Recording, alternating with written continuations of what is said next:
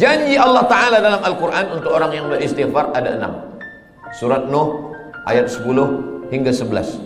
Faqultu astaghfiru rabbakum, perbanyaklah beristighfar kepada Allah. Innahu kana ghaffara, diampunkan Allah dosa.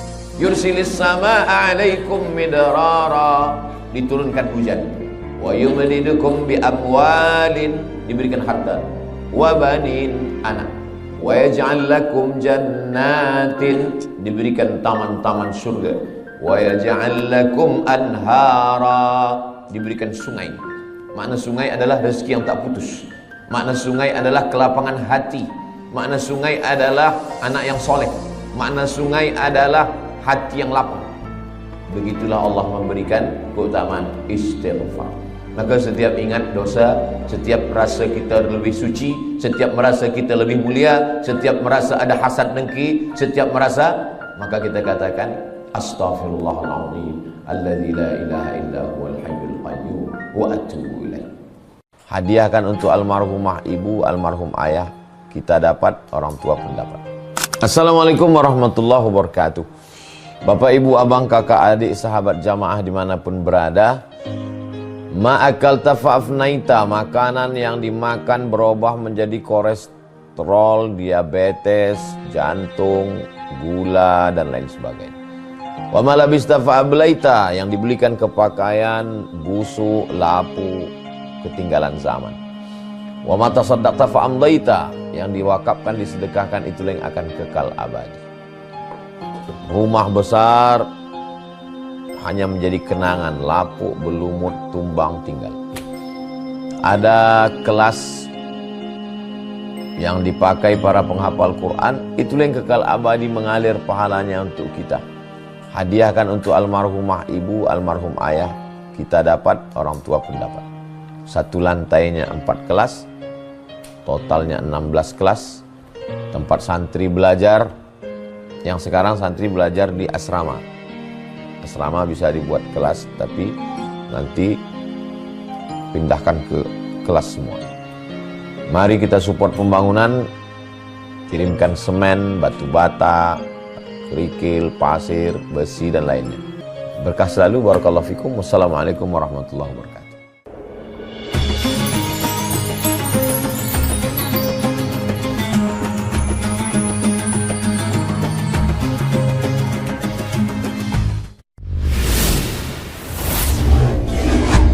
Siap mulai berhenti, amal jariah terus mengalir walau sudah mati.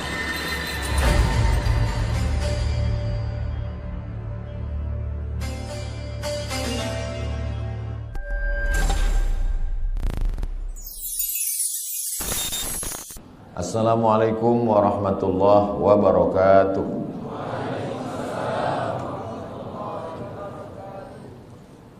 Alhamdulillah wassalatu wassalamu ala rasulillah sayyidina wa maulana Muhammad ibni Abdillah wa ala alihi wa sahbihi wa man da'a bi da'watihi wa istanna bi sunnatihi ila yaumi liqa'i rabbih wa ba'd.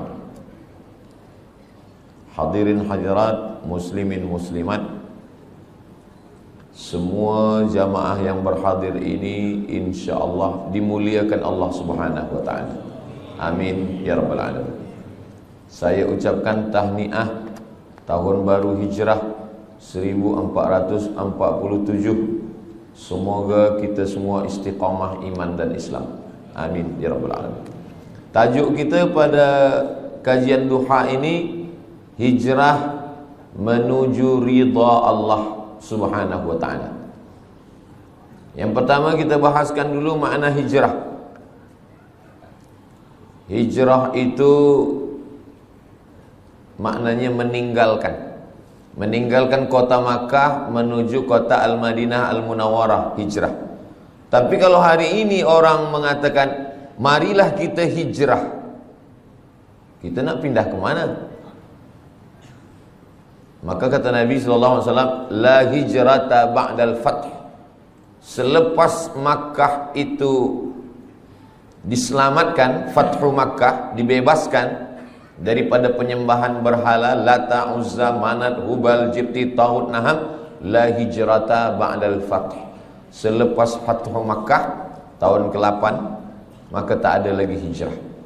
Jadi kalau ada orang hari ini, marilah kita hijrah. Ya, pagi ini saya hijrah dari Kuala Besut ke Macang. Malam tadi tazkirah di Kuala Besut. Meninggalkan Kuala Besut, sekarang saya di Macang. Hijrah, meninggalkan. Lalu siapa sebenarnya yang hijrah itu? Kata Nabi SAW, al-muhajir, orang yang hijrah adalah man hajara ma nahallahu anhu, orang yang meninggalkan semua yang dilarang Allah Subhanahu wa taala. Itulah orang yang hijrah. Jadi walaupun dia tiap-tiap tahun meninggalkan tahun 1446 tinggal. Sekarang 1447. 1447 tahun hadapan kita akan tinggalkan. 1448. Sebetulnya dia belum hijrah. Sebab apa? Belum meninggalkan yang dilarang Allah Subhanahu wa taala. Apa lagi yang dilarang Allah? Kita sudah meninggalkan khamar, kita tak ada minum khamar. Kita meninggalkan, zina, kita tak ada berzina. Kita meninggalkan judi, kita tak ada berjudi. Hasanatul abrar, sayyiatul muqarrabin. Menurut orang biasa-biasa sahaja itu baik. Tapi menurut orang yang amat sangat dekat dengan Allah, itu perbuatan yang tak baik. Menurut orang yang biasa, baik.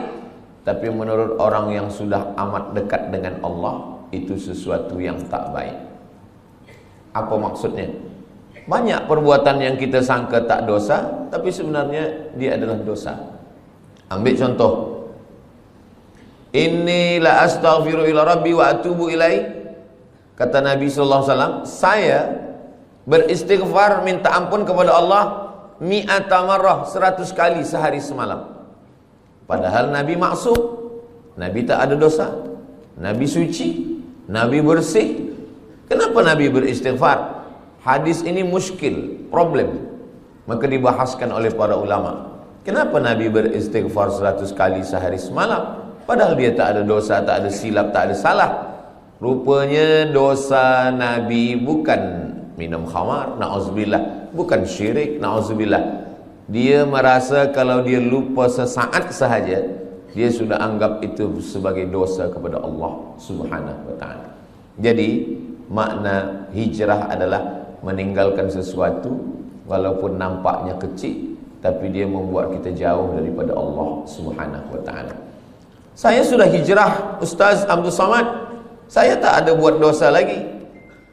Ketika kita mengatakan kita tak berdosa, sebenarnya kita sedang berdosa. Dosa kita apa? Dosa merasa diri kita suci. Orang yang pernah berbuat dosa, selepas itu dia bertaubat, lebih baik daripada orang yang merasa beramal lalu melihat orang lain adalah penghuni neraka. Maka kita ini adalah orang yang pernah berbuat salah, pernah silap, pernah khilaf, pernah melanggar sunnah Rasulullah sallallahu alaihi wasallam. Selepas itu kita bertaubat kepada Allah Subhanahu wa taala. Maka kalau kita tengok dalam sembahyang, dari mula takbiratul ihram sampai kepada salam, dari mula kita angkat tangan Allahu Akbar sampai kepada salam, tidak ada di dalam sembahyang itu doa jauhkan aku dari riba, jauhkan saya dari zina, jauhkan saya dari khamar. Tak ada. Cubalah tengok bacaan solat itu. Tapi dia mengajarkan kita untuk merenung amal yang kecil-kecil. Manakala kita angkat tangan Allahu Akbar, apa maknanya? Orang yang merasa diri dia besar, saya yang paling besar, saya yang paling mulia, saya yang paling hebat, saya yang paling utama, maka pada saat itu dia sudah berdosa. Maka dia katakan, yang besar hanya engkau saja ya Allah. Allahu Akbar kabira. Selepas itu, walhamdulillahi katsira. Puji. Banyak manusia ini gila sebab puji. Dipuja, dipuji, disanjung tinggi. Maka saat itu kita katakan, yang memiliki segala pujian hanya Allah. Walhamdulillahi katsira. Apa dosa kita lagi? Dosa yang ketiga, merasa diri suci. Orang kalau sudah merasa diri suci, maka yang lain dia tengok kotor. Kalau dia tak berdosa, yang lain penghuni neraka, maka saat itu kita katakan wa subhanallahi bukratan wa asila. Tiga inilah yang mencelakakan manusia. Pertama, merasa besar. Kedua, merasa terpuji. Ketiga, merasa suci. Maka tiga ini dibersihkan dalam sembahyang. Allahu akbar kabira, walhamdulillahi katsira, wa subhanallahi bukratan wa asila. Kira-kira kita yang hadir ramai di Masjid Jami' Sultan Yahya Petra Macang ini, beramai-ramai tuan imam, datuk-datuk, datin-datin, semua yang berhadir jemaah ini, siapakah di antara kita ini yang terkena penyakit yang tiga ni? Pertama, merasa besar. Yang kedua, merasa dipuji. Yang ketiga, merasa suci. Tak ada yang tahu. Tapi kalau ditengok daripada zahirnya, yang merasa mulia adalah Ustaz Abdul Somad, sebab dia duduk tinggi, yang lain rendah di lantai. Siapa yang merasa dipuji-puji? Ustaz Abdul Somad juga dipuji-puji orang. Siapa yang merasa diri dia suci? Saya juga. Mungkin saya merasa diri saya lebih suci daripada orang lain. Jadi sebenarnya yang saya sampaikan ini bukan untuk orang lain, untuk diri saya dulu. Bila saya tunjuk orang, sebenarnya saat itu untuk orang lain satu jari saja, satu telunjuk saja. Yang keempat ini adalah untuk diri sendiri. Jangan engkau merasa diri engkau besar. Allahu akbar kabira. Jangan engkau puji-puji gila dengan pujian. Walhamdulillahi katsira. Jangan engkau merasa diri engkau suci. Wa subhanallahi bukratan wa asila. Jadi hijrah ini dibagi kepada tiga. Hijrah yang pertama, hijrahnya awam, hijrahnya orang yang paling rendah. Hijrah meninggalkan syirik, hijrah meninggalkan zina, hijrah meninggalkan khamar, hijrah meninggalkan riba, hijrah meninggalkan ghibah. Hijrah nampak. Tapi ada hijrah yang kedua, hijrah meninggalkan takbur. Tak nampak. Kalau khamar, nampak dia minum khamar. Kalau judi, nampak dia main judi. Tapi judi dululah. Dulu orang main judi memang nampak. Sekarang tak nampak. Nampak macam baca Quran, rupa judi online. Judi nampak. Orang yang minum khamar tahu bahwa dia sedang buat dosa. Orang yang berzina tahu bahwa dia sedang buat dosa. Orang yang sedang berjudi tahu bahwa dia sedang buat dosa. Ini hijrah yang rendah sekali. Tapi ada hijrah yang lebih tinggi lagi. Orang yang merasa diri dia sudah beramal, orang yang merasa diri dia paling banyak sedekah, orang yang merasa diri dia paling banyak zikir. Saya yang paling banyak sembahyang sunat, saya yang paling banyak pergi ke Makkah setahun 2 kali, saya yang paling banyak.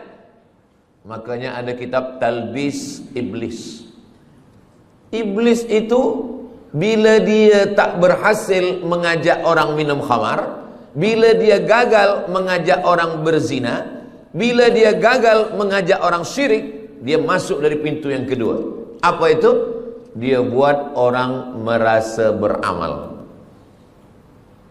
Yang pertama ni banyak orang sukses, banyak orang berhasil.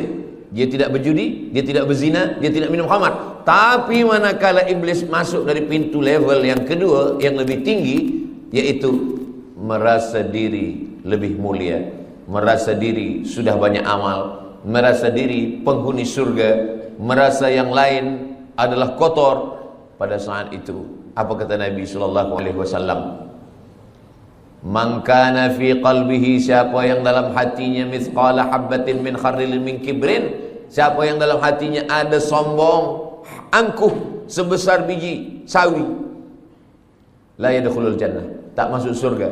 Man kana fi qalbihi, siapa yang dalam hatinya mithqala habbatin min khardalin min kibrin, ada sombong, merasa diri lebih saja. Iblis masuk ke dalam neraka bukan kerana digoda syaitan. Tidak ada satu pun ayat, tak ada satu pun hadis yang mengatakan bahwa iblis masuk ke neraka kerana digoda syaitan. Tak ada. Sebab apa? Sebab syaitan Dialah induk setan. Macam mana setan nak goda dia? Iblis tidak pernah menyembah Lata, Uzza, patung, kayu, batu, hantu, tak ada. Iblis tidak menyembah apapun. Dia menyembah Allah. Lalu kenapa dia keluar daripada surga? Allah Ta'ala bertanya. Allah bertanya bukan Allah tak tahu. Allah Maha tahu. Tapi Allah nak bagi tahu bagi sesiapa sahaja yang tak tahu. Malaka anta takabbara fiha. Kenapa engkau merasa diri engkau besar? Engkau merasa diri engkau mulia, wahai iblis. Apa kata iblis? Khalaqtani min nar. Engkau ciptakan aku daripada api. Wa khalaqtahu min tin. Adam engkau ciptakan daripada tanah. Ana khairum minhu. Saya lebih mulia daripada dia. Iblis dikeluarkan daripada surga bukan kerana minum khamar, bukan kerana berzina, bukan kerana menyembah berhala, bukan kerana perbuatan yang zahir, tetapi kerana perbuatan yang batin. Jadi hijrah kita adalah meninggalkan yang zahir. Selepas itu level yang kedua adalah meninggalkan yang batin. Hasad, dengki, busuk hati, merasa mulia, merasa lebih hebat, merasa banyak amal. Tapi ada yang lebih tinggi lagi, lalai mengingat Allah Subhanahu wa ta'ala. Wala takum minal ghafilin. Jangan jadi orang lalai. Itu maka bila kita, semua gerak kita ini mesti cepat balik kepada Allah. Kenapa dalam Islam ni banyak betul doa. Nak makan, Allahumma barik lana fima razaqtana wa qina azabannar. Selepas makan, alhamdulillahilladzi at'amana wa saqana. Nak tidur, bismika Allahumma ahya wa amut. Jangan dibaca sekarang, boleh tertidur. Jaga daripada tidur. Alhamdulillahilladzi ahyana ba'da ma amatana wa ilaihin nusyur. Menengok muka di cermin, innalillahi wa inna ilaihi raji'un. Allahumma kama hassanta khalqi fahassin khuluqi. Kenapa banyak betul dalam Islam ni doa-doa? Naik kereta, subhanalladzi sakhkhara lana hadza wa ma kunna lahu muqrinin wa inna ila rabbina lamunqalibun. Bismillahir majriha wa mursaha inna rabbil ghafurur rahim. Kalau orang faham, sebenarnya setiap gerak kita mesti ingat kepada Allah Subhanahu wa ta'ala. Inilah hijrah level yang ketiga. Jadi kalau yang pertama mungkin kita dah tinggalkan semua yang haram-haram. Alhamdulillah Ustaz Somad, saya tak ada guna narkotik lagi, saya tak ada minum khamar, tak ada. Kenapa? Sebab tak ada yang jemput saya. Kalau free saya ikut juga. Na'udzubillah. Betul-betul lillahi ta'ala. Level yang kedua, bersihkan hati. Dia tak nampak lagi dosa-dosa yang tak nampak lagi, tapi dia ada dalam hati. Maka kata Nabi, ala fil jasadi mudghah. Di dalam badan ini ada seketul, ada segumpal, ada sekepal. Idza salahat salahal jasadu kullu. Kalau dia bersih, yang lain ikut bersih. Wa idza fasadat, kalau dia rosak, yang lain ikut rosak. Saya semalam bertolak daripada Pekanbaru Riau menuju Kota Baru. Masuk airport, kita lalu di pintu detektor. Kalau ada bawa besi atau bawa pisau, bawa apa, dia berbunyi. Dia berbunyi. Tak boleh lalu. Ustaz, jangan masuk dulu. Alhamdulillah. Kalaulah ada pintu macam itu juga, orang Jepun buatkan pintu detektor, tapi dia bukan untuk besi. Detektor untuk penyakit takbur. Dipasang di pintu Masjid Jami' Sultan Yahya Petra Macang. Siapa yang masuk pintu ni berbunyi. Jamaah lalu berbunyi dia kecil. Tin. Tapi bila Ustaz Somad lalu, tin kata dia. Selepas itu Ustaz Somad pula yang bercakap kepada jamaah bagi tazkirah, marilah kita bersihkan hati kita. Semua jamaah tersenyum. Hati Ustaz lebih kotor daripada hati kan? Sebenarnya kita dimuliakan Allah bukan kerana kita mulia, tapi kerana Allah masih sayang, lalu dia menutupi isi hati kita. Cuba kalau Allah tak sayang, sekali kita sombong, Allah tumbuhkan satu tai lalat di muka kita. Mungkin muka kita ini dah hitam semua. Sekali kita merasa hasad, terus saja dinampakkan Allah secara zahir. Tapi Allah masih sayang dengan kita. Allah masih tutup aib kita. Allah masih sayang dengan kita. Allah tak nampakkan itu di hadapan manusia. Maka amalan yang paling elok adalah amalan istighfar. Astaghfirullahalazim alladzi la ilaha illa huwal hayyul qayyum wa atubu ilaih. Amalan yang lain boleh membuat orang sombong. Saya khatam Quran 1 hari 2 juzuk. Saya khatam Quran 1 bulan 10 kali. Boleh buat orang sombong. Saya profesor. Boleh buat orang sombong. Tapi amalan istighfar. Makanya ada orang kadang istighfar saja amalannya. Astagfirullahaladzim. Astagfirullah. Tapi jangan sebab tazkirah ini dibalik-balik. Saya tak ingin kaji kita ini dibalik. Selepas ini bila ada orang, maksud saya, bila selama ini memang hafaz Quran, teruslah murajaah, jangan berhenti. Jangan sebab tazkirah Ustaz Abdul Samad ni, nanti petang balik dari masjid Jami' ni ditanya, awak tak baca Quran? Nanti kalau baca Quran ni kita boleh sombong. Jadi kita istighfar sahaja. Bukan itu maksud saya. Kita tetap baca Quran, kita tetap hafaz Quran, kita tetap buat baik sedekah. Tapi bersihkan hati kita dengan memperbanyak istighfar. Istighfar pun betul-betul dari lubuk hati yang paling dalam. Itulah makna hijrah. Astaghfirullahalazim alladzi la ilaha illa huwal hayyul qayyum wa atubu ilaih. Sebab setengah orang ada dia nak ingin supaya banyak. Sebab kata Tok Guru, engkau istighfar 100 kali sehari. Sebab dia nak banyak, maka istighfar ni dia cakap bunyi banyak-banyak hingga bunyinya pun tak nampak lagi. Bila kita dengar dekat entah apa-apa kan, macam makan bubur kacang hijau panas.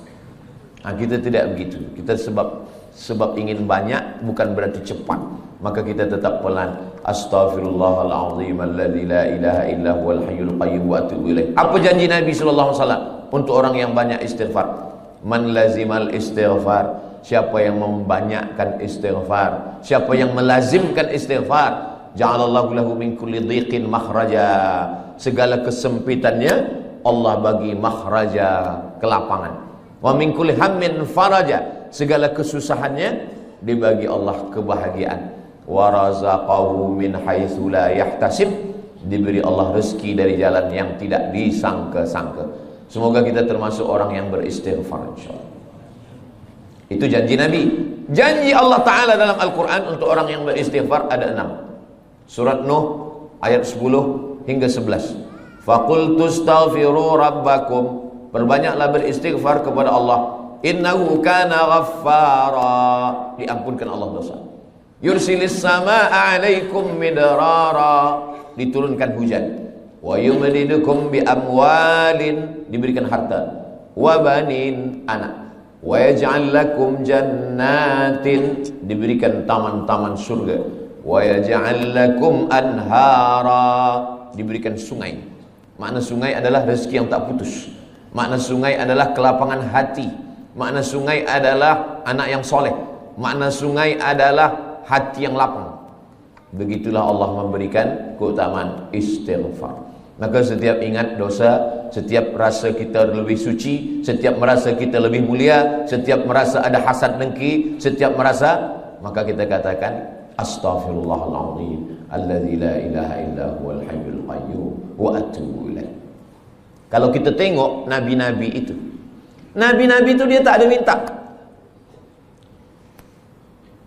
Di dalam 3 kegelapan, gelap malam, gelap laut, gelap perut ikan. Dalam gelap malam 1 gelap, dalam gelap laut 2 gelap, gelap perut ikan 3 gelap. Dan dia tak ada minta, keluarkan aku dari gelap ini, terangkanlah ya Allah. Tak ada. Apa doa? Apa minta dia? La ilaha illa anta subhanaka inni kuntu minaz zalimin. Anak kita pun hafaz.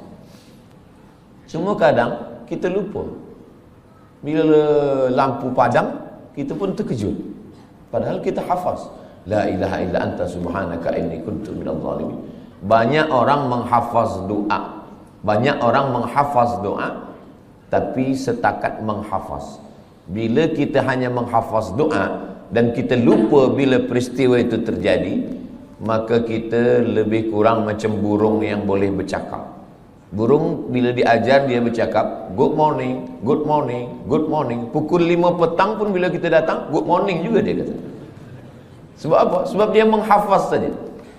Banyak orang menghafaz doa, tapi dia tidak berdoa. Banyak orang menghafaz zikir, tapi sebenarnya dia tidak berzikir. Maka makna zikir itu adalah mulut menyebut, hati mengingat, fikiran dengan penuh kesedaran. Mulut menyebut subhanallah, alhamdulillah, la ilaha illallah, wallahu akbar, afdalu dzikri fa'lam annahu la ilaha illallah. Lalu kemudian hati mengingat. Kalau mulut menyebut berbunyi, bersuara, lidah bergerak, tapi ketika hati tak ada bunyi, tak ada suara. Makanya kalau ada seseorang diam saja, itu dia sedang mengingat. Bila kita tanya, awak ingat siapa? Bini saya. Alhamdulillah, asal jangan bini orang, na'udzubillah. Allah Subhanahu wa taala ajarkan kita ini semua supaya apa? Supaya kita hijrah. Hijrah daripada lalai kepada zikir. Hijrah daripada syirik kepada tauhid. Hijrah daripada maksiat kepada taat. Maksiatnya ada yang zahir, maksiat ada yang batin, dan maksiat ada yang paling halus sekali adalah lalai. Kenapalah Allah bagi saya sakit, Ustaz Abdul Samad? Padahal saya ni kalau sihat, saya boleh membina masjid. Kalau sihat, saya boleh menolong anak yatim. Saya ni baik kalau sihat, tapi kenapa saya sakit? Kalau kamu sihat, kamu bersama nikmat Allah. Tapi kalau kamu sakit, kamu bersama Allah. Orang kalau sedang sihat, dia bersama nikmat Allah. Tapi kalau sedang sakit, dia sedang bersama dengan Allah. Allah ingin antara dia dengan hambanya tidak lagi ada penghalang. Nikmat pun boleh menjadi penghalang. Makanya Nabi Muhammad SAW, apa kata Allah Ta'ala? Yas'alunaka 'anil khamri wal maisir. Kalau mereka bertanya kepada engkau tentang khamar dan judi, qul, katakan ya Muhammad SAW, yas'alunaka 'anil ahillah. Kalau mereka bertanya kepada engkau tentang anak bulan, bulan hilal, bulan sabit, qul, katakan ya Muhammad SAW, yas'alunaka madza yunfiqun. Kalau mereka bertanya kepadamu tentang apa yang disedekahkan, qul, katakan ya Muhammad SAW. Tapi bila tentang zikir, wa idza sa'alaka ibadi anni, kalau hambaku bertanya kepada engkau tentang aku, tak ada Allah mengatakan katakan ya Muhammad, tidak. Tapi Allah terus saja berkata, wa idza sa'alaka ibadi anni fa inni qarib, aku dekat. Apa kata ahli tafsir? Allah ingin supaya antara kita dengan Allah tak ada sempadan, tak ada perantara, tak ada penghalang, tak ada apapun, supaya kita ingat kepada Allah. Jadi kalau kita dah buat baik, kita dah hijrah, kita dah taubat, tapi kita tetap juga dibagi Allah sakit, sebenarnya Allah ingin supaya kita sujud lebih lama, supaya kita mulut lebih banyak berzikir, supaya kita berdoa tangannya mengangkat ke atas, supaya kita melelehkan air mata. Orang kalau hidupnya senang, kenyang, tenang, biasa doa biasa-biasa saja. Tapi kalau dia sedang susah, payah, maka doanya lebih khusyuk. Orang kalau hidupnya senang, tenang, kenyang, doa biasa saja. Kadang doa pun tangan di atas kaki. Kalau ada orang berdoa tangan di atas kaki, itu sama maknanya nak bagi-bagilah ke tidak pun tak apa. Tapi kalau Nabi, cubalah tengok macam mana Nabi berdoa malam perang Badar. Nabi pada malam perang Badar, tarikh 2 hari bulan Ramadan, pada saat itu Allah 17 Ramadan, Yaumal Furqan, Yaumal Taqal Jam'an, 17 Ramadan. Nabi SAW pada tahun kedua, kena 2 hijrah, Nabi SAW mengangkat kedua tangannya. Dan ketika itu Nabi meletakkan surbannya di bahunya. Datang angin kencang, jatuh. Biasa orang kalau surbannya jatuh, dia angkat surban dulu. Tapi Nabi tetap. Datang Sayyidina Abu Bakar Siddiq. Hasbuka ya Rasulullah, cukuplah itu ya Rasulullah. Nabi tetap juga berdoa kepada Allah Subhanahu wa ta'ala. Jadi hijrah ini betul-betul kita hijrah, bukan setakat pindah dari tahun 1446, tapi kita pindah kepada tahun 1447, meninggalkan semua yang dilarang Allah Subhanahu wa ta'ala. Hijrah. Tajuk kita kajian duha ni 2. Pertama hijrah, yang kedua menuju ridha Allah. Hijrah daripada maksiat kepada taat, hijrah daripada lalai kepada zikir, hijrah daripada bakhil menuju kepada sedekah. Alhamdulillah Ustaz Somad, dulu suami saya ni orangnya bakhil, tapi selepas 1447 ini, selepas dia mengaji duha dengan Ustaz Abu Somad, sekarang dia sudah baik. Dulu semasa dia bakhil, kalau ada orang membina masjid, buat tahfiz Quran, dia bagi RM1 saja. Sekarang RM1 1 sen. Merubahlah agak banyak sikit. Nabi SAW mengatakan, yatsba'ul mayyita salasun, yang mengiringi mayat jenazah orang mati tak banyak. Walaupun Ustaz Abdul Samad mati, ramai jamaah datang, tapi sebenarnya 3 saja. Yang pertama, mal, harta, kereta, motosikal, semua ikut mengiring, tapi sampai ke tempat parking saja. Yang kedua, ahluhu, isteri, anak, menantu, kawan, sahabat, jiran, semua ikut mengiring, tapi hanya sampai ke tepi liang lahat saja. Yarji'usnani, yang 2 ni balik ke rumah. Wa yabqa wahidun, yang kekal, yang tinggal hanya 1. Wa amaluhu amal. Dan di antara amal yang banyak ini, ada haji, ada umrah, ada zikir, ada hafaz Quran, ada baca Quran.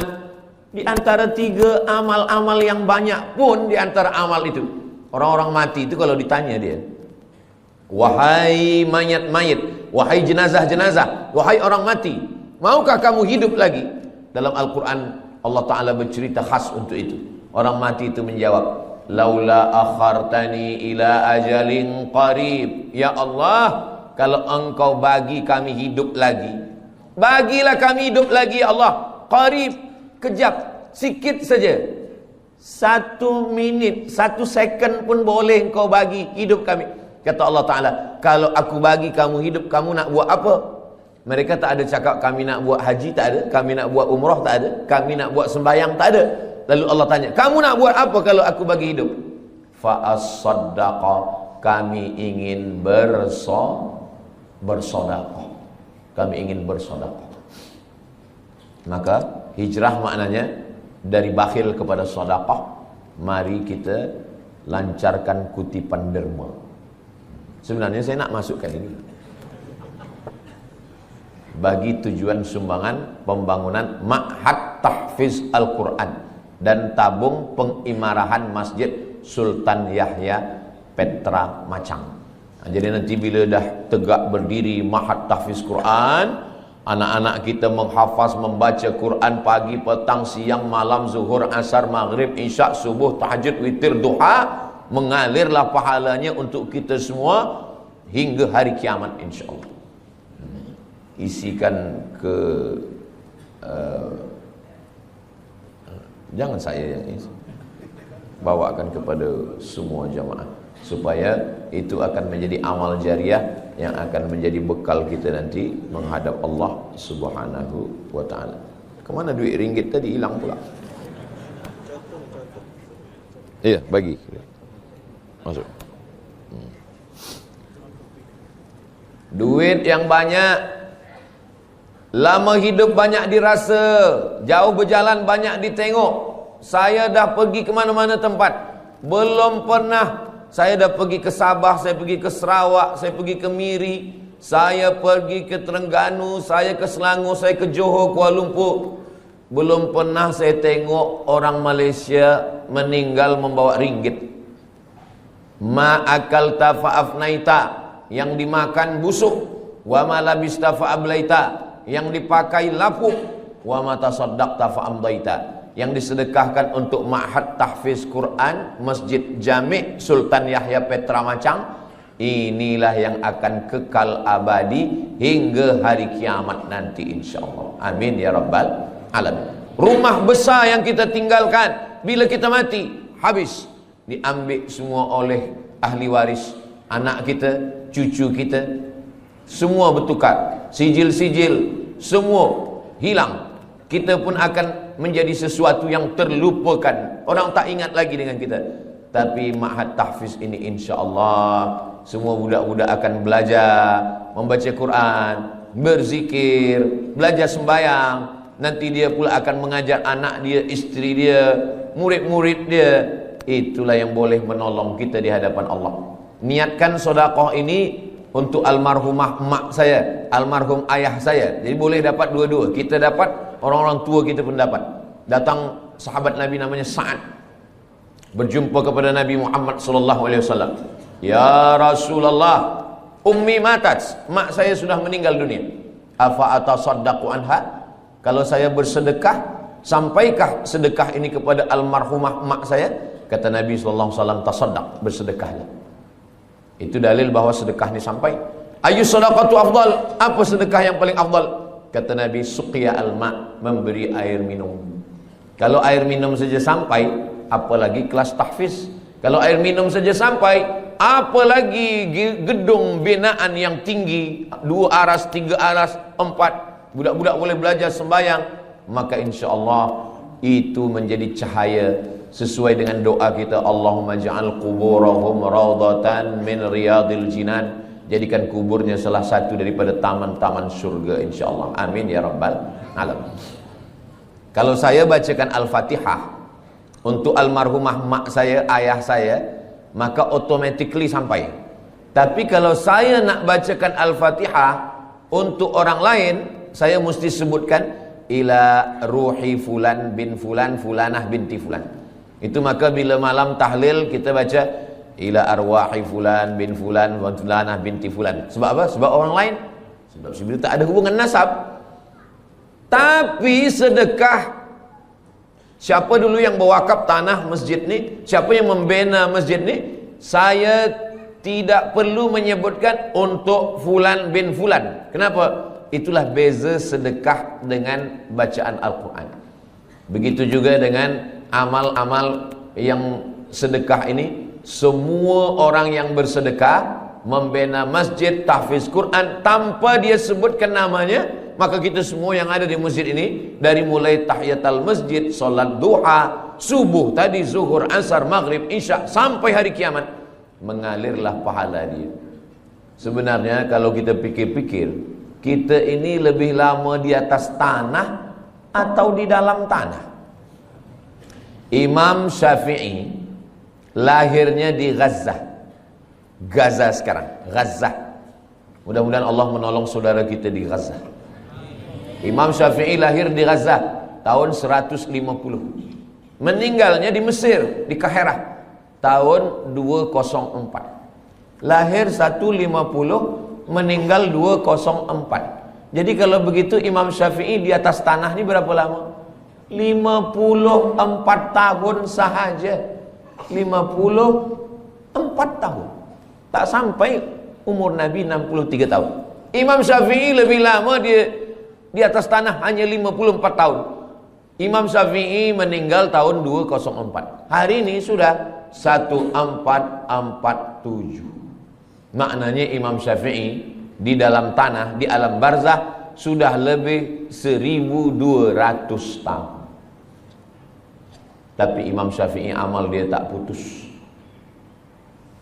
Malaysia, Patani, Brunei Darussalam, Moro Filipina, Indonesia, Yaman, Mesir, Iraq, Jordan, semua bermazhab Syafi'i. Jadi kalau kita tengok jam, itu setiap detik, itu setiap second, itu orang menyebut Syafi'i, Syafi'i, Syafi'i, Syafi'i, Syafi'i, Syafi'i. Dari mana kita tahu sembahyang? Dari perukunan Melayu. Perukunan Melayu itu diambil daripada mana? Dari kitab Sabilal Muhtadin, Syekh Muhammad Arsyad Al-Banjari. Sabilal Muhtadin diambil dari mana? Dari kitab-kitab fiqh mazhab Syafi'i. Kitab fiqh mazhab Syafi'i yang paling kecil, Matan Taqrib. Yang agak besar, Fathul Qarib. Yang lebih besar, I'anatul Talibin. Yang lebih besar, Kanzur Raghibin Mahalli. Yang lebih besar lagi, Al-Majmu' Syarah Muhazzab Imam Nawawi. Imam Nawawi itu siapa? Imam Nawawi imam besar kedua dalam mazhab Syafi'i. Imam Nawawi dapat ilmu dari mana? Dari guru-guru dia, sampailah kepada Imam Al-Muzani, sampai kepada Imam Al-Buaiti, sampai kepada Imam Rabi'. Lalu kemudian Imam Buaiti, Imam Muzani, Imam Rabi' ini dapat, Al-Muradi ini dapat ilmu dari mana? Mereka belajar kepada Imam Syafi'i. Tadi saya sarapan makan pagi di hotel. Selepas itu datang seorang, muka dia saya tengok macam Arab. Lalu dia tanya, ini orang yang ada di sini ni mazhabnya apa? Kata dia. Kata saya, ini negeri Melayu ni mazhabnya ala madhabil Imam Syafi'i. Mereka ni semuanya mazhab Syafi'i, kata saya. Oh, kata dia. Rupanya dia subuh tadi sembahyang di masjid, dia terkejut. Saya tanya, awak dari mana? Saya dari Perancis, dari Paris, kata dia. Oh, Paris ni mazhab apa agaknya? Negeri awak dari mana? Saya dari Aljazair, Maghribi, Aljazair, Tunisia, Libya, Mauritania, Andalusia. Itu mazhabnya mazhab Maliki. Patutlah dia terkejut. Mungkin dia tak tahu tentang mazhab Syafi'i. Macam mana beza Maliki dengan Syafi'i ini? Mazhab Maliki, tangan dia turun lepas ke bawah. Mazhab Syafi'i, dia letakkan tangan. Maliki lepas ke bawah. Mazhab Maliki tak ada baca bismillah, terus saja alhamdulillah. Allahu Akbar. Alhamdulillahi Rabbil Alamin. Oh, kalau begitu Makkah Madinah itu Maliki? Tak, itu Hambali. Hambali ada bismillah, tapi kecil aja. Alhamdulillahi Rabbil Alamin. Sedangkan mazhab Syafi'i, bismillah dia jahar. Bismillahirrahmanirrahim. Subuhnya mazhab Syafi'i berkunut selepas rukuk. Sami'allahu liman hamidah. Allahumma hdina fi man hadait. Maliki kunut dia selepas ayat sebelum rukuk. Qul huwallahu ahadunillahus samadu lam yalid wa lam yulad wa lam yakul lahu kufuwan ahad. Kunut dia tak berbunyi. Mazhab Syafi'i kunut dia setengah berbunyi, setengah sir. Mazhab Maliki kunut dia tak berbunyi semua. Mazhab Hambali tak berkunut. Kalau suami saya Ustaz Abdul Somad, dia tak berbunyi, tak berkunut dan tak sembahyang. Itu mazhab Abu Lahab lah. Saya ingin nak sampaikan, walaupun Imam Syafi'i duduk atas dunia ni 54 tahun, tapi amal dia 1200 tahun sampai hari kiamat. Orang masih tetap waqala al-Imam Syafi'i, waqala al-Imam Muhammad bin Idris Asy-Syafi'i. Kita, apa yang boleh kita tinggalkan? Meninggal kita hari ini, esok orang dah lupa dengan kita. Kita hidup sekarang, 3 hari kita tak isi status di FB, orang dah lupa dengan kita. Itu maka lepas program ini nanti kita status. Supaya apa? Supaya kita saling mengingatkan, watawasau bil haq watawasau bis sabr. Saya cuma nak mengingatkan bahawa imam-imam yang mulia-mulia itu, mereka sudah meninggalkan amal. Kita, apa yang nak kita tinggalkan? Inilah yang kita nak tinggalkan. Ma'had Tahfiz Quran Masjid Jami' Sultan Yahya Petra Macang. Kalau nanti tegaklah binaan Tahfiz Quran ini, Ustaz Abdul Somad balik ke Pekanbaru Riau. Ustaz Abdul Somad bukan orang Kelantan. Ustaz Abdul Somad duduk kat Sumatera, bukan Semenanjung, tapi pahalanya tetap sampai. Mudah-mudahan Ustaz Abdul Somad dapat juga pahalanya, insyaAllah. Dari bunyi aminnya nampaknya kurang bersetuju. Amin ya rabbal alamin. Tajuk kita kajian duha ini 2. Yang pertama, hijrah. Yang kedua, menuju ridha Allah. Hijrah kita dah bahas, sekarang kita bahas tentang ridha Allah. Apa ridha ini? Ridha ini, kata ulama, makna ridha adalah sururul qalbi bimururil qada. Itulah ridha. Sururul qalbi bimururil qada. Hati merasa senang ketika takdir Allah berlaku pada diri. Itulah dia ridha. Hati senang ketika takdir Allah berlaku pada diri. Saya sudah pikir-pikirkan. Sembayang insya-Allah kita boleh. Puasa insya-Allah kita tahan. Keluar duit pergi haji, tawaf, sa'i, wukuf di padang Arafah, mabit di Musdalifah, Mina, melontar jumrah, insya-Allah kita sanggup. Diri saya sendiri, yang paling berat dalam ajaran Islam ini adalah ridha. Ridha inilah yang paling berat. Maka saya jarang sekali membahaskan tentang ridha, sebab ridha ini berat. Tapi bila saya sampai ke Masjid Jami' ini, saya tanya Tuan Imam, apa tajuk kita? Hijrah menuju ridha Allah. Ini mesti saya sampaikan. Tak boleh tak disampaikan. Sururul qalbi bimururil qada.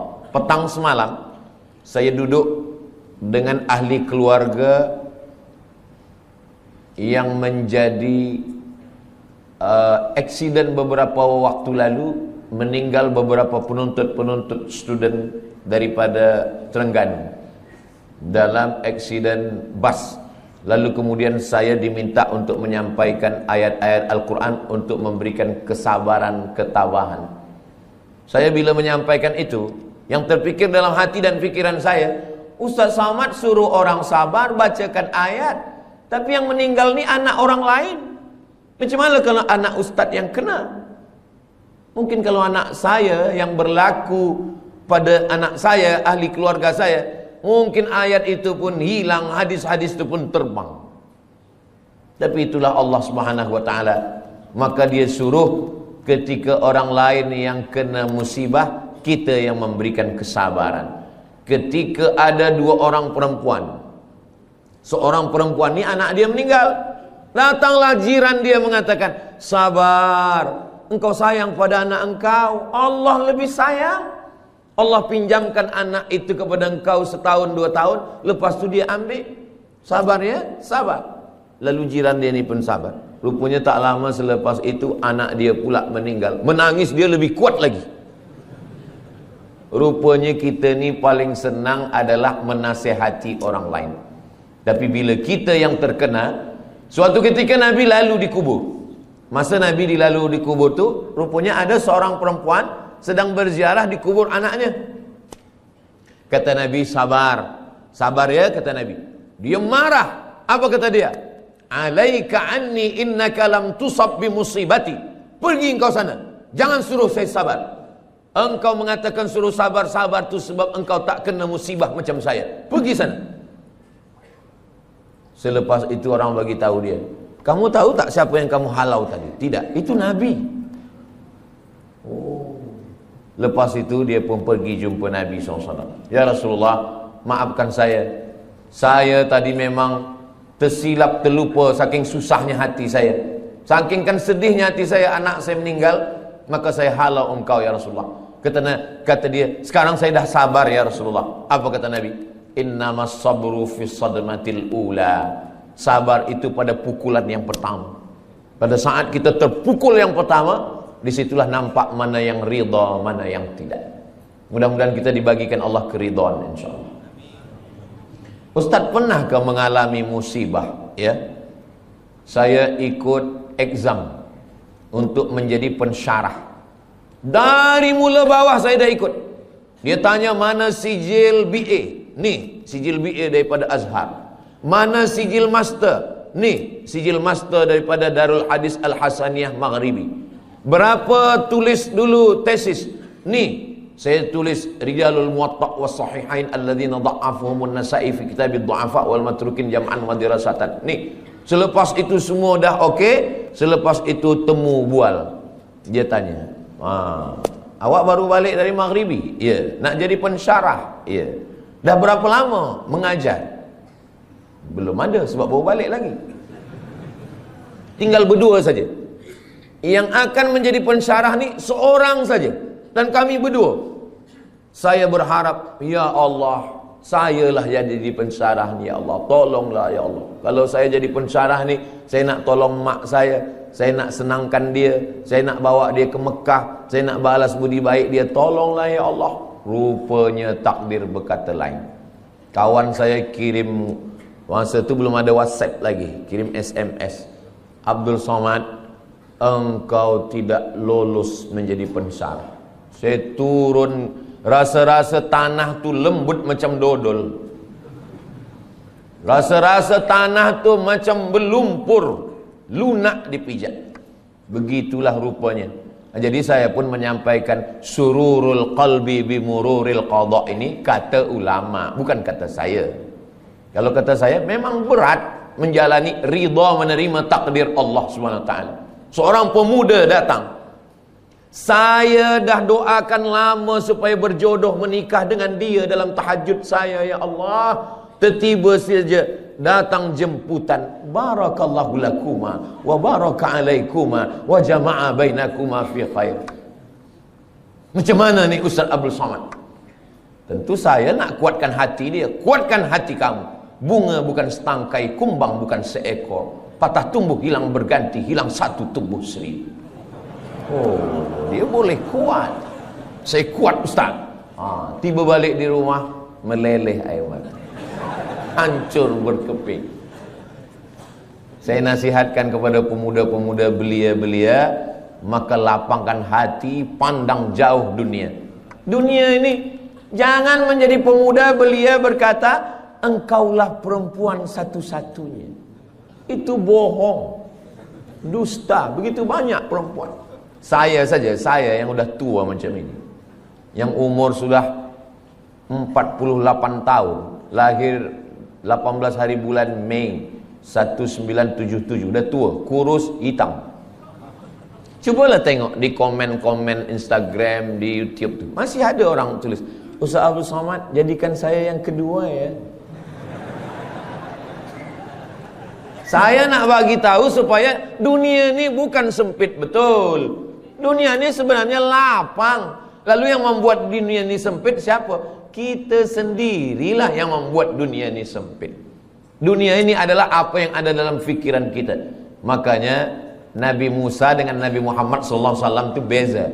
Kalau Nabi Musa itu dia berdoa, Rabbi syrahli sadri, lapangkan dadaku, wa yassirli amri, mudahkan urusanku, wahlul 'uqdatan min lisani, lancarkan lisanku, yafqahu qauli, supaya orang faham apa yang aku sampaikan. Tapi Sayyidina Muhammad sallallahu alaihi wasallam, dia belum berdoa Allah dah bagi. Apa kata Allah? Alam nashrah laka sadrak, sudah aku lapangkan dadamu. Maka saya dua-dua ini saya pakai, Rabbi syrah li sadri wa yassir li amri wahlul 'uqdatam min lisani yafqahu qawli. Tapi yang untuk Nabi Muhammad pun saya baca juga, alam nashrah laka sadrak wa wada'na anka wizrak alladhi anqadha dhahrak wa rafa'na laka dhikrak. Dua kali Allah ulang, fa inna ma'al usri yusra. Sekali lagi, inna ma'al usri yusra. Kenapa diulang dua kali? Kata ahli tafsir, at-tikrar lit-taukid. At-tikrar, diulang-ulang itu lit-taukid, untuk menekankan makna. Esok kabar-kabarnya Ustaz Somad datang ke Masjid Jami' Sultan Yahya Petra Macang. Betul. Tapi dia ragu, dia tanya lagi, betul kah Ustaz Somad? Betul, betul, betul. Dia ragu, dia tanya 3 kali, betul kah Ustaz Somad esok datang? Wallahi, tallahi, billahi, dia datang. Rupanya betul-betul datang. Jadi pengulangan itu maka diulang Allah. Fabi ayyi ala'i rabbikuma tukadziban. Kenapa kamu masih mendustakan lagi nikmat Allah Subhanahu wa taala? Nah, macam mana kita boleh mencapai sururul qalbi bimururil qada? Ustaz Abdul Somad nak bahaskan tentang hati senang menerima takdir. Dia pun dulu waktu menerima takdir itu dia risau, dia gelisah, dia susah. Kita semasa senang banyak kawan, semasa gelak banyak sahabat. Tapi bila kita susah, kita sedang dipertemukan dengan teman sejati. Orang yang senang, ketawa, banyak kawan. Tapi kalau kita sedang susah, disitulah kita punya sahabat yang baik. Ketika Nabi dikejar dalam peristiwa hijrah, siapa sahabat-sahabat yang paling dekat? Sayyidina Abu Bakar Siddiq, Sayyidina Ali bin Abi Talib. Maka kalau kita ingin ridha kepada takdir Allah, jangan bersendirian. Man syadda finnar, siapa yang sendiri-sendiri masuk neraka. Alaikum bil jamaah, maka hendaklah kita berjamaah. Masalul mukminin kamatsalil asjar. Orang beriman ini macam pokok kayu. Pokok kayu kalau dia sebatang, datang angin kencang patah. Tapi kalau pokok kayu ini ramai, pokok kayu yang ramai, datang angin dari sini, ditolong kayu yang ini. Datang angin dari sini, ditolong kayu sini. Maka kita bersama-sama berjamaah, jangan bersendirian. Sembahyang berjamaah. Ini kadang pemuda belia ni sekarang bila kita tanya, kenapa awak tak pernah datang ke masjid jami? Saya tengok tak pernah ke surau. Kenapa tak sembahyang berjamaah? Saya nak jaga hati saya supaya jangan riak. Ini kerja setan. Kata setan, awak jangan sembahyang ke masjid. Nanti bila sembahyang ke masjid, hati awak riak, dipuji orang, ditengok orang, diambil gambar orang. Jadi awak baik sembahyang di kamar, di bilik. Nanti bila dia sembahyang di bilik, apa kata setan? Kalau awak sembahyang, awak merasa sudah beribadah. Jadi yang paling elok jangan sembahyang. Alladzi yuwaswisu fi sudurin nas minal jinnati wan nas. Yang berbisik ni dua.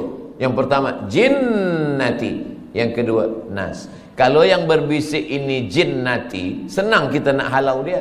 Allahu la ilaha illa huwal hayyul qayyum. Tapi kalau yang berbisik ini nas, kita halau dia dengan ayat kursi, dia hafaz Yasin. Maka berjamaah supaya kita senang menerima takdir Allah berjamaah. Bila kita lupa, bila kita silap, bila kita khilaf, bila kita selalai, ada orang lain yang ingatkan kita. Yang kedua, wasta'inu bis sabri. Sabri maknanya menahan. Sabri maknanya imsak. Sabri maknanya saum. Makanya bulan Ramadan itu disebut dengan fasum saumas sabri. Sabri menahan. Tahan tangan, jangan pukul-pukul pipi. Sebab dulu orang kafir musyrik jahiliyah bila ada keluarga dia mati dia potong. Rupanya sekarang ni saya tengok ada video, ada satu suku di Afrika ke di mana, bila ada keluarga yang mati, kita mesti sedih seperti mati. Maka bila ada keluarga yang mati, jari ni mesti dipotong. Iya kalau yang mati satu, kalau 10? Dalam Islam kita diajarkan untuk menahan. Tahan pipi, jangan dipukul. Tahan tangan, jangan menarik. Sebab dulu bila ada orang meninggal, menarik-narik rambut, mencakar-cakar muka. Syukur kalau yang ditarik rambut dia. Kalau rambut orang lain, wasaqqal juyub, mengkoyak-koyak baju. Jangan sampai. Maka kita tahan tangan. Lisan, mulut. Kenapa ayah saya, kenapa mak saya, kenapa isteri saya, kenapa suami saya? Tahan mulut. Maka mulut istirja. Inna lillahi wa inna ilaihi raji'un. Hati berzikir. La ilaha illallah, subhanallah, walhamdulillah, wa la ilaha illallah, wallahu akbar. Lalu kemudian bisabri, menahan. Tapi ada yang tak boleh ditahan. Air mata tak boleh ditahan. Air mata meleleh. Meninggal anak Nabi umur 18 bulan, anak lelaki. Nabi tak ada anak lelaki. Qasim meninggal. Sayyidina Abdullah meninggal.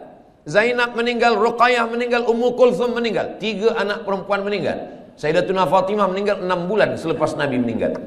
Abdullah meninggal, Al-Qasim pun meninggal.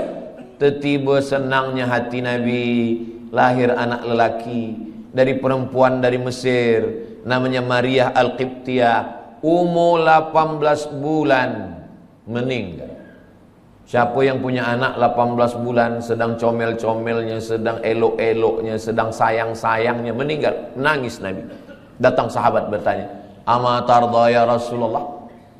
Apakah engkau tidak ridha ya Rasulullah? Kata Nabi, saya ridha. Kalau engkau ridha, kenapa menangis? Kata Nabi, ini air mata kasih sayang. itu maka menangis boleh. Ada perempuan menangis, lalu kemudian Abu Bakar marah. Jangan menangis, kata Abu Bakar. Kata Nabi SAW. Kata Umar, jangan menangis, kata Umar. Kata Nabi SAW, da'hunna ya Umar, biarkan mereka. Yang tak boleh itu meratap, yang tak boleh itu meraung. Adapun melelehkan air mata, maka itu adalah air mata kasih sayang. Bahkan Nabi ketika menguburkan sahabat namanya Utsman bin Maz'un, Nabi turun ke liang lahatnya, Nabi pegang jenazahnya, dan air mata Nabi meleleh hingga sampai kepada janggut Nabi. Kalau air mata sampai kepada janggut itu bukan setetes dua tetes, tapi banyak. Itu menunjukkan air mata kasih sayang Nabi Muhammad sallallahu alaihi wasallam. Bila nanti jamaah yang ada di Macang mendapatkan berita Ustaz Abdul Somad meninggal, jangan datang ke Riau, jangan datang ke Pekanbaru, jangan datang melawat menengok jenazah saya. Kenapa macam tu Ustaz? Sebab tangan saya tak boleh menghapus air mata. Tapi kalau nampak-nampaknya saya ni lebih kurus, saya ni lebih tua, mungkin kalau masalah mati ni nampaknya saya lebih dulu. Janganlah macam tu Ustaz, kami ingin Ustaz sihat, lebih lama tazkirah. Maksudnya saya lebih dulu mengiring jenazah awak. Mati mana ada kita tahu. Orang mati itu bukan kerana dia berperang, orang mati bukan kerana dia naik kereta. Orang kalau dah sampai ajalnya, duduk di rumah, makan, batuk pun mati. Itulah punca daripada tauhid. Tapi kalau manusia berpikir, kalaulah dulu dia tak pergi, kalaulah dulu dia begini, kalaulah dulu dia tak minum, kalaulah dulu dia tak banyak makan, kalaulah dulu, kalau. Itulah yang merosakkan fikiran manusia. Satu kalau akan disusul oleh, kalaulah dulu dia tak banyak minum gula, kalaulah dulu dia tak makan kambing, kalaulah dulu dia tak makan roti, kalaulah dulu dia tidak. Padahal yang tak makan pun mati juga. Maka sebenarnya kulu, makanlah, wasrabu, minumlah, wala tusrifu, jangan mubazir, jangan melampau, jangan berlebih-lebihan. La ta'tadu, jangan melampau. Innallaha la yuhibbul mu'tadin, Allah tak suka pada orang yang melampau. Lalu kemudian bagaimana cara supaya kita ni boleh ridha? Nanti sampai masanya kita semua akan disila masuk ke dalam syurga Allah. Apa kata malaikat? Apa kata Allah? Wasiqal ladzina taqaw rabbahum ilal jannati zumara. Mereka semuanya akan dibawa masuk ke dalam surga. Begitu mereka sampai di surga, apa kata malaikat? Salamun qawlam mir rabbir rahim. Apa kata malaikat? Salamun alaikum, selamat, tahniah, tibatum, kamu sudah berbuat baik. Fadkhuluha khalidin, masuklah kamu ke dalam surga khalidin, kekal selamanya, tak keluar lagi daripada surga. Mudah-mudahan kita semua masuk surga insyaAllah. Selepas kita masuk surga semua, Allah bertanya, madza turidun? Wahai orang yang sudah masuk surga, madza turidun? Kamu nak apa lagi? Apa yang kamu nak? Semua dah ada, semua sudah ada di surga. Tapi kemudian mereka berkata, kami nak satu ya Allah. Yang belum ada satu. Semua dah ada, makanan semua dah ada, tapi ada satu yang kami belum dapat. Apa dia? Ridhamu. Kata Allah, yang dapat ridhaku hanya orang yang ridha menerima takdir. Itulah kenapa kita selalu berdoa masa kita tawaf, subhanallah walhamdulillah wa la ilaha illallah wallahu akbar. Begitu kita sampai pada rukun yamani, menuju kepada Hajar Aswad, doa kita berubah, Rabbana atina fid dunya hasanah wa fil akhirati hasanah wa qina adzabannar. Selepas itu kita tambah, Allahumma inna nas'aluka ridhaka wal jannah. Jangan minta surga. Kenapa? Sebab semua umat Nabi Muhammad SAW masuk surga, tapi mintalah ridha. Masuk surga belum tentu dapat ridha, tapi kalau dapat ridha pasti dapat surga. Wala saufa yu'tika rabbuka fatarda.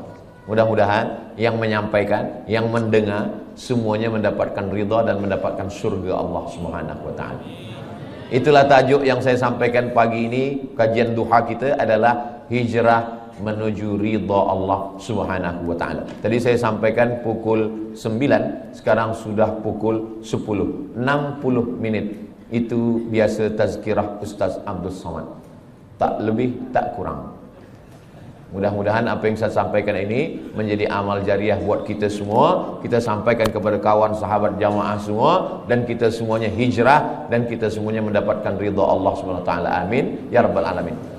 Banyak cakap saya, kata-kata yang tak berkenan di hati, menyinggung perasaan. Saya Al-Faqir Abdul Samad, hamba Allah yang dhaif. Mohon maaf atas segala silap, khilaf dan salah. Terima kasih segala perhatian. Saya tutup dengan pantun penutup. Menangkap puyuh di Bukit Selasih.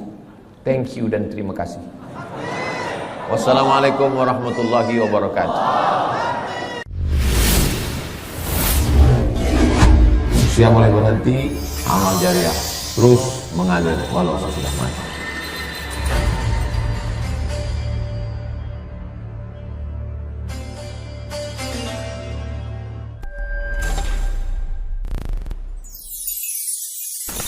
Terima kasih telah mengunjungi channel Ayo Kita Ngaji.